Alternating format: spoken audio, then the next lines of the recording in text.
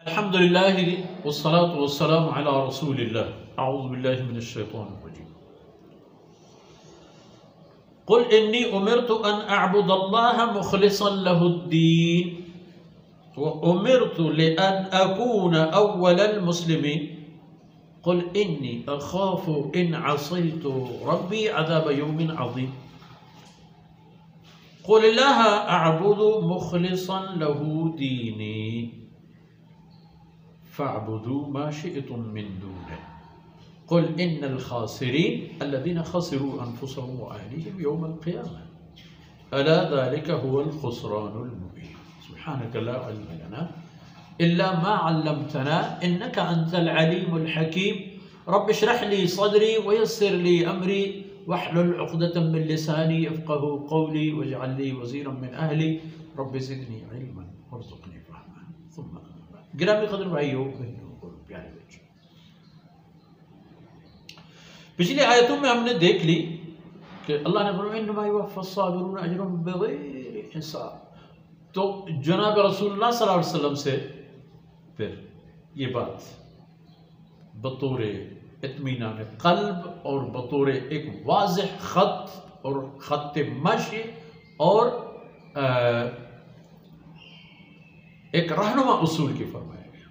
قل جناب رسول صاحب آپ فرما دیجیے انی امرت ان اعبد اللہ، مجھے تو حکم ملا ہے، حکم دیا گیا ہوں، حکم دیا جا چکا ہوں اس بات کا کہ میں بندگی کروں اللہ کی مخلصا لہ الدین، اپنی بندگی کو خالص کر لیا کروں اللہ کے لیے، صرف اللہ کے لیے، صرف اللہ کی بندگی کروں اور میری بندگی صرف اللہ کے لیے ہو، کوئی اور بیچ میں نہ آئے، کوئی ریا، کوئی شرک، کوئی شائبہ نہیں.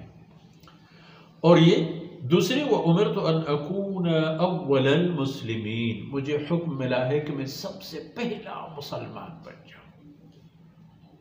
اس میں دیکھا جائے لفظ اسلام تمام نبیوں کے دور و زمانے کے لیے بھی آیا ہے، چونکہ اسلام کا معنی اپنے آپ کو اللہ کے سپرد کرنا.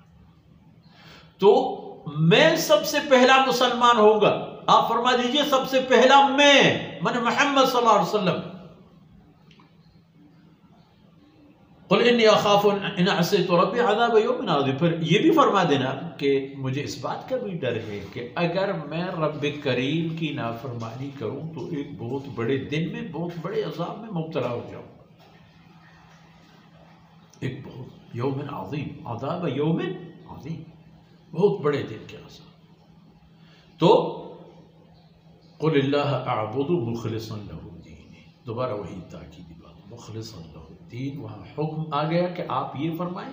جناب رسول اللہ صلی اللہ علیہ وسلم نے بھی اس کا پھر اعتراف اور اقرار فرمایا ان آیت کی صورت میں کہ یہ بھی فرما دینا کہ قل اللہ اعبد مخلصا لہ الدین، کہ میں اللہ کی بندگی کرتا ہوں، عبادت اور بندگی کو صرف اللہ کے لیے ہی مخصوص کرتا ہوں. جہاں تک آپ لوگوں کی بات ہے فَاعْبُدُوا مَا شِئْتُمْ، کس کی عبادت کرو گے؟ نفس کی، نفس امارہ کی، شیطان کی، کسی بت اور کسی اور مخلوق کی؟ اللہ کے علاوہ جس کی عبادت کر لو گے تو کر لو، لیکن ایک بات یاد رکھنا قُلْ إِنَّ الْخَاسِرِينَ، فرما دیجئے کہ سب سے بڑا نقصان کرنے والے کون ہیں؟ الَّذِينَ خَسِرُوا أَنفُسَهُمْ وَأَهْلِهِمْ يَوْمَ الْقِيَامَةِ. سب سے بڑے نقصان کرنے والے، خسارہ میں پڑنے والے لوگ وہی ہیں جنہوں نے آخرت میں اپنے آپ کو، اپنے گھر بار کو، اپنے اہل و عیال کو، سب کو کھو چکا ہوتا ہے، جنہوں نے ان سب کا خسارہ کیا ہوتا ہے.